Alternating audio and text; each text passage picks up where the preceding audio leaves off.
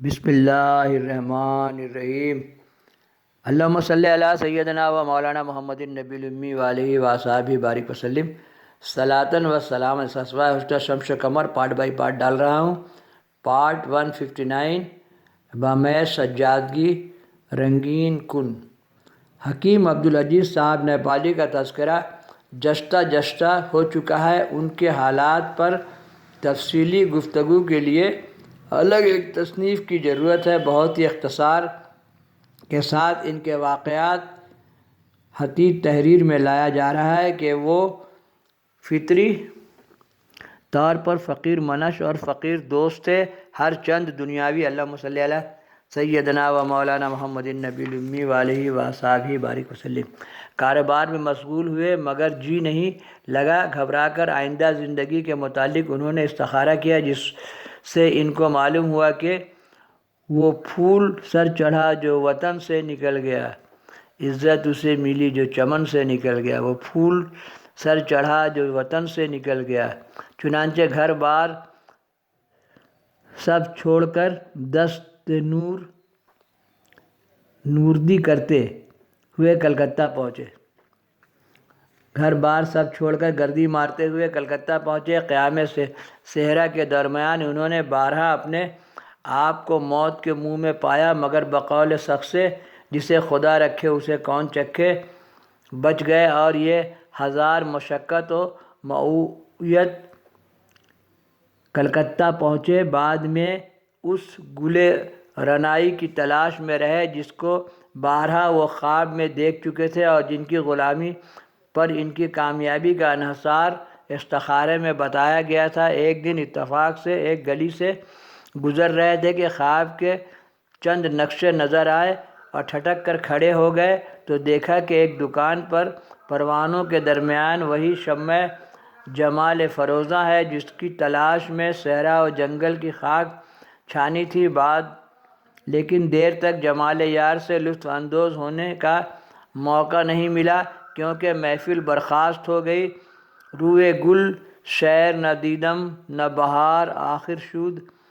دوسرے دن پھر اسی گلی کے چکر لگا رہے تھے کہ وہ پیکر حسن و جمال رونق افروز ہوا اور حکیم صاحب کو اشارہ سے بلایا۔ کرم بے پایہ دیکھ کر بہت مشکل سے جذبات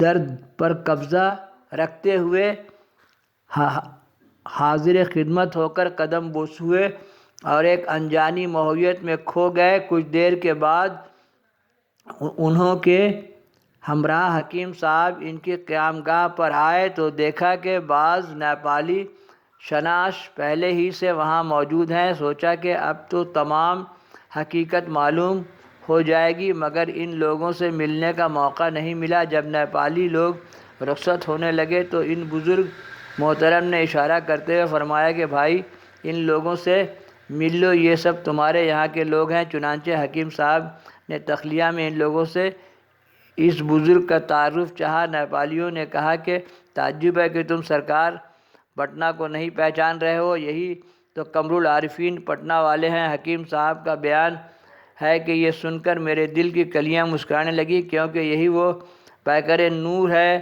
جس کی غلامی میں میری دنیا و آخرت کامیابی کی طرف استخارہ میں اشارہ کیا گیا تھا۔ اہل وطن کو رخصت کر کے حضرت کی خدمت میں حاضر ہوئے اور فقیرانہ شان سے شب و روز حضرت کے زیر سایہ گزرنے لگی۔ ایک دن اللہم صلی علی سیدنا و مولانا محمد النبی الامی وآلہ وصحبہ بارک وسلم صلاۃً و سلام علیہ۔ حضرت نے فرمایا تم گلِ مراد اسی وقت پا سکتے ہو جب کہ 2 سال تک مسلسل کسی جنگل میں جا کر تنہا مجاہدہ شاقیہ میں گزار دو۔ جب صبر و قناعت اور کامیابی کے ساتھ 2 سال گزر جائیں تو میرے خدمت میں حاضر ہونا۔ اللہم صلی علی سیدنا و مولانا محمد النبی الامی وآلہ وصحبہ بارک وسلم صلاۃً و سلام علیک یا رسول اللہ۔ اسمائے حسنہ شمس قمر پارٹ بائی پارٹ ڈال رہا ہوں۔ دیکھیے، دکھائیے، سنیے، سنائے علاقے سے شیئر کیجیے اور چاہنے محبت کرنے والوں میں پھیلائیے۔ اور فروری میں عرس ہے، اس لیے عرس کی تفصیل ڈال دے رہا ہوں۔ پھاگن میں عرس ہوتا ہے، اگر ماگھ 29 کا ہوا تو 16 فروری کو عرس شروع ہو جاتا ہے، اور ماگھ 30 کا ہوا تو 17 ہوتا ہے۔ اور یہ تفصیل پر دیکھ لیجئے اچھا سے۔ اللہم صلی علی سیدنا و مولانا محمد النبی الامی وآلہ و اصحابہ بارک وسلم صلاۃ و سلاما علیک یا رسول اللہ۔